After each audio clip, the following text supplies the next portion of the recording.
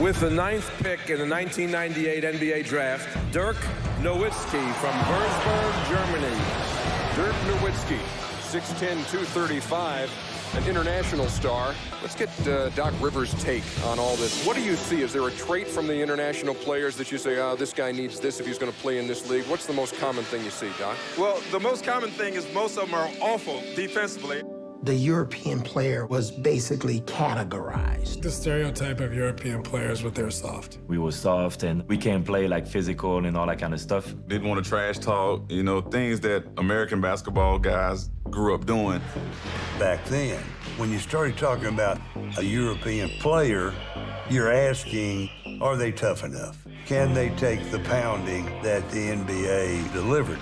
Were they willing to take the punishment?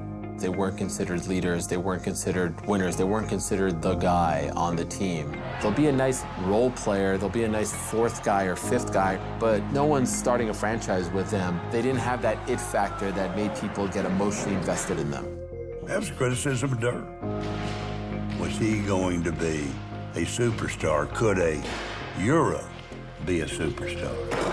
Dirk was sort of the face of this international flavor that was coming over to the league. On top of that, he's representing the rest of the globe, whether he wants to or not, and he's been labeled soft or doesn't have it. That's not easy to do. English wasn't his first language, and he wasn't overly enthused about the prospect of playing for the Mavericks. It just sort of seemed like another ho-hum Dallas Mavericks move.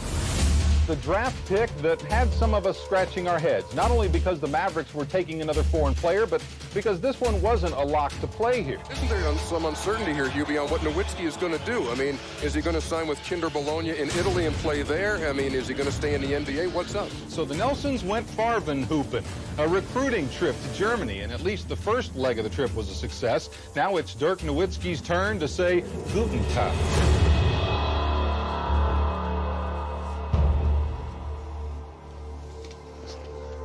Look at that. You know, my life from that little kid in Würzburg all of a sudden had changed, and I wasn't sure whether my body and my skill level was ready for the NBA yet. As a German, I was always more negative. I was never really thinking that I could do this. I grew up in a middle-class family, and I was a long, lanky, awkward kid. I loved tennis growing up, but when I was playing tennis, some guys were like half of my size, and everybody asked me, how's the air up there, or how's the weather? It wasn't fun being that tall growing up, to be honest. My cousin started to play basketball in a club, and he said, why don't you come along, you're tall. And I went for my first practice, and that was it. I was hooked.